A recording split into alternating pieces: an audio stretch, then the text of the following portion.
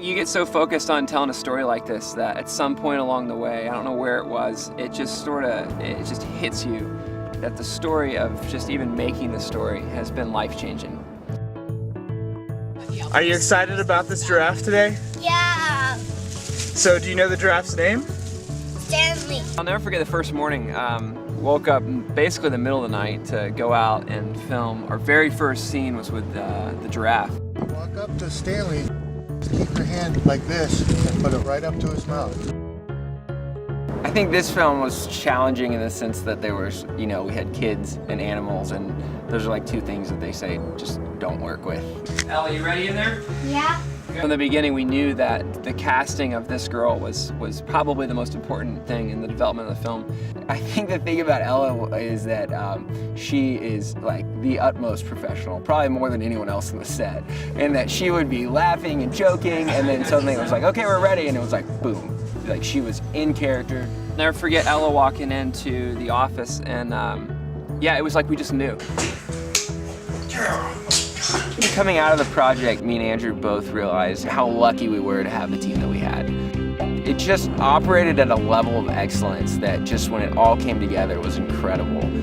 While it sounds simple in a script to shoot in an attic, there's not many attics that can actually hold people and equipment and are big enough to film in. I think what it became was one of the best pictures of the team that we had. Tony DeVictor, our production designer, scouted through prop houses all over Los Angeles and filled that attic with everything that you see. And our gaffer, a guy named Josh Day, rigged the whole top panel of the attic.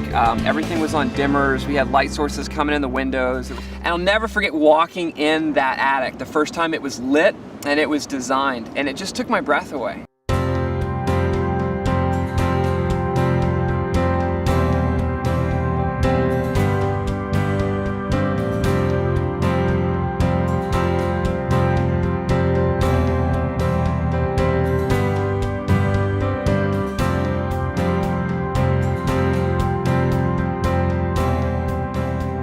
From the beginning, music was a big part of the film, and we knew that.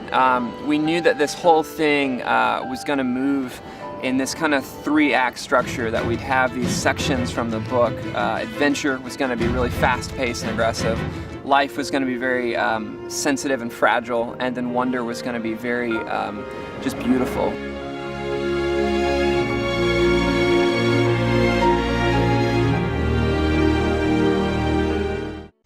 So Flo, how do you feel holding this cat toy, basically, while we're dealing with tigers?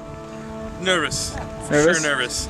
And there's meat inside. There's not a microphone. So I met the trainer that morning and I explained to him what we wanted to do, and he was on board, but he said, you need to know you have 3 chances to get this shot, because we can only have the tiger run through this field 3 times, and after that it just becomes incredibly dangerous. We do it 1 time and it's okay, there's some problems, it's not totally right, and we have 1 more chance to do it. And I'll never forget sitting in that vehicle, looking in the camera, and the vehicle taking off, action being yelled, tiger taking off, and that moment where we knew we had it was one of the greatest moments of my life. That's it, dude.